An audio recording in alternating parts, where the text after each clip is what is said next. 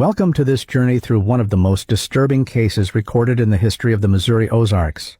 The tall pines of the Ozark Mountains have witnessed countless stories across generations, but few as perplexing as what unfolded in the winter of 1915. Nestled between the rolling hills of southern Missouri, in a region where mist clings to valleys and sunlight struggles to penetrate the dense forest canopy, the case of Clara Caldwell remains one of the most disturbing yet least known chapters in American scientific history. December 18, 1915. A bitter cold morning in Shannon County, Missouri. The Caldwell family home stood isolated on a ridge overlooking Jack's Fork River, about 7 miles from the nearest town of Eminence. Sheriff Thomas Lawson was called to the property after neighbors reported not seeing any activity for nearly 2 weeks. What he discovered would confound the scientific community for decades to come. Clara Caldwell, age 12, was found alone in the family home, surrounded by notebooks filled with mathematical equations and scientific drawings that experts would later describe as impossible for someone of her age and education to produce. Her parents, Robert and Mary Caldwell, were nowhere to be found. The house was immaculate, no signs of struggle, no evidence of foul play, just a child with an inexplicable knowledge that seemed to have materialized overnight, and parents who had vanished without a trace.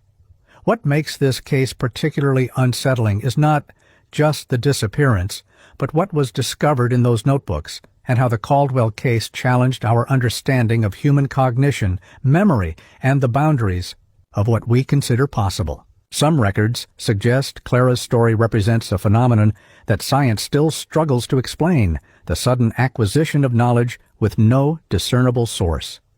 Before we delve deeper into this disturbing case, it should be noted that much of what follows comes from fragmented sources. Sheriff's reports from Shannon County, medical evaluations conducted at Missouri State Hospital No. 4, and fragments of academic papers written by researchers who interviewed Clara between 1915 and 1918. Many of these documents were later sealed, and some were reportedly destroyed in a courthouse fire in 1947. What remains are transcribed interviews, newspaper clippings, and the testimony of those who encountered Clara in the years following her parents' disappearance. This is the documented account of Clara Caldwell, the girl whose mind became a vessel for knowledge that no one could explain, and the terrible price that came with it. The Caldwell family arrived in Shannon County in the spring of 1913. Robert S. Caldwell, a former railroad engineer from St. Louis, had inherited a modest property from a distant uncle. According to county records, the family kept to themselves, but weren't considered unusual by local standards. Robert occasionally worked odd jobs in Eminence, while Mary sold preserves and quilts at the general store. Clara, their only child, was described by the local school teacher, Miss Eleanor Whitman, as shy but intelligent, with a particular aptitude for arithmetic. Nothing in the family's background suggested anything extraordinary. Robert had a basic education, having completed 8 grades before working on the railroads. Mary had slightly more schooling and had briefly worked as a shop assistant in St. Louis before marriage.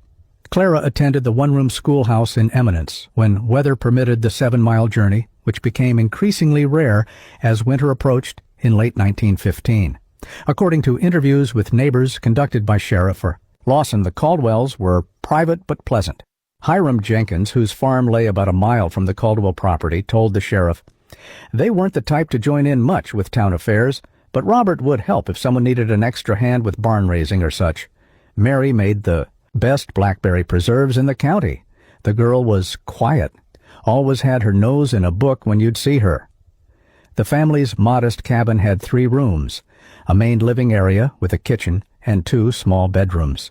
It was heated by a single wood stove and lit by kerosene lamps. No electricity reached this far into the Ozarks in 1915. The property included a small barn, chicken coop, and vegetable garden. By all accounts, the Caldwells lived simply but comfortably. What makes the events of December 1915 so perplexing is the utter normalcy that preceded